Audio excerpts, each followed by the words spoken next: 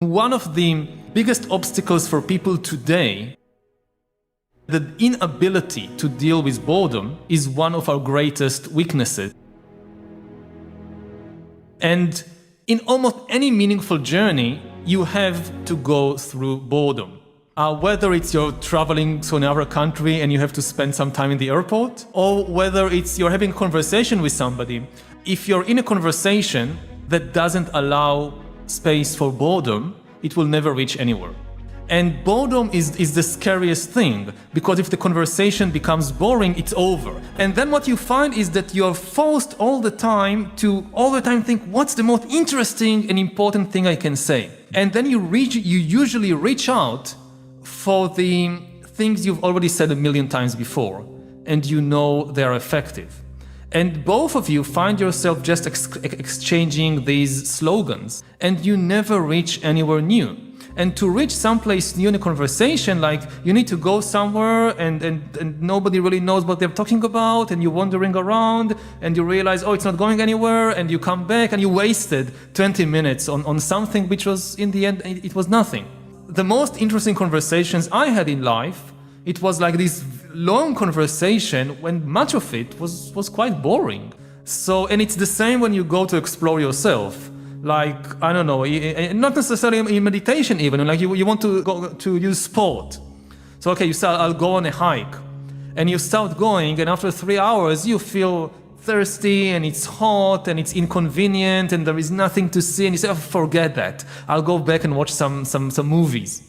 And you'll never reach the interesting parts of the journey if you don't allow yourself, if you don't have the discipline to go through these boring and sometimes painful and sometimes scary bits.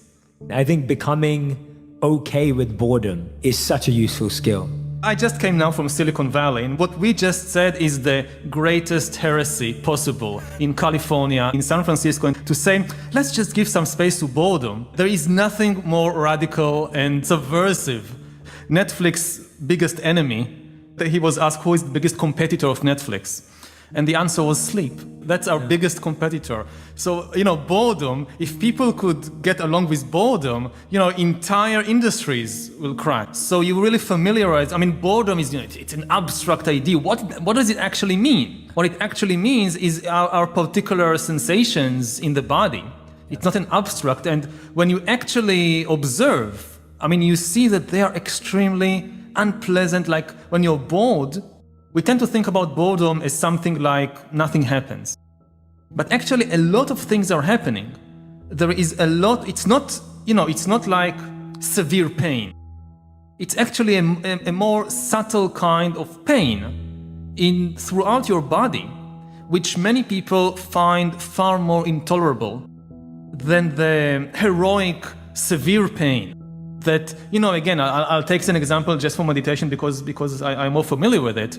But I know that a lot of people, when they sit for meditation and there is a strong pain, it's quite easy for them to deal with that. They're actually even enjoying it in a way, because they feel, I'm doing something very important now. I'm getting over this pain, no gain, wonderful, pain is good.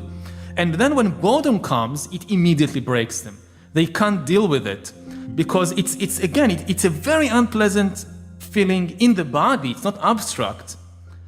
But part of it, you don't feel heroic, you don't feel you're doing something important, you feel that you're wasting your time, that you're so little and insignificant, and especially people who say come to whatever practice it is. Again, it could even be art, like you're learning to paint. And now I'm Picasso, I'm doing this great work of art, and I'm having this artistic crisis, that's wonderful. But if you're just bored, you don't know how to deal with it. For most people, I think it's actually more difficult to deal with this subtle pain of boredom than with the heroic pain of some great crisis. 80% of us pull out our phone in a crowd just to not feel lonely, right? Like not even to do anything. Just when we're walking through a crowd, we pull out our phone just so that we feel like we're doing something. And that pressure of always wanting to do something. There is actually something, when you pick up the phone, what actually happens in your body is that there is a little excitement.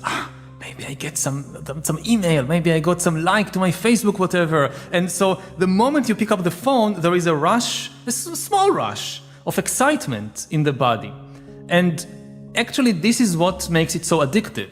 People are addicted not actually to the phone. People are addicted to the small rushes of excitement that they can get dozens of times a day every time they pick up the phone to see what's there.